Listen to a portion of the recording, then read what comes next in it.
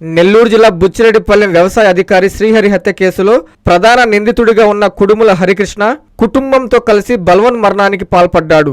ఆ హత్య కేసులో ఇటీవల జరుగుతున్న పరిణామాల నేపథ్యంలో ప్రకాశం జిల్లా సింగరాయకొండలో రైల్వే ట్రాక్పై 2 పిల్లలు భార్యతో కలిసి ఆత్మహత్య చేసుకున్నాడు.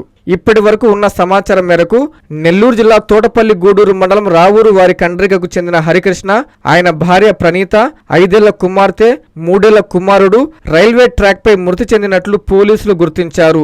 రైల్వే ట్రాక్పై విగత జీవులుగా పడి ఉన్న హరికృష్ణ కుటుంబ సభ్యుల ఫోటోలు చూసిన స్థానికులు విస్మయానికి గురికాగా ఒకే కుటుంబంలో 4 మృతి చెందడంతో రావూరి వారి కండ్రికలో విషాద ఛాయలు అలుముకున్నాయి. మృతదేహాలను హరికృష్ణ స్వగ్రామానికి ఎప్పుడు తీసుకొస్తారు తదితర అంశాలు తెలియాల్సి ఉంది.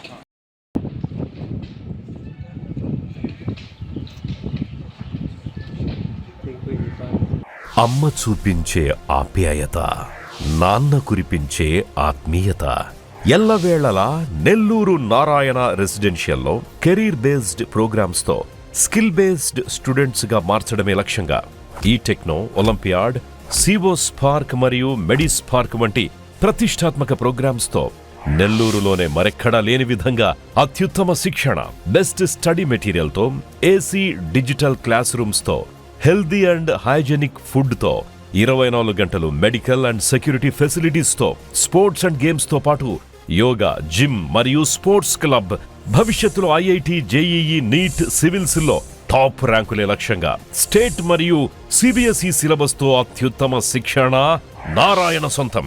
బాలబాలికలకు వేర్వేరుగా హాస్టల్ వసతి కలదు. అడ్మిషన్లకై సంప్రదించండి. Narayana residential schools, Dhanalakshmipuram, Nellore.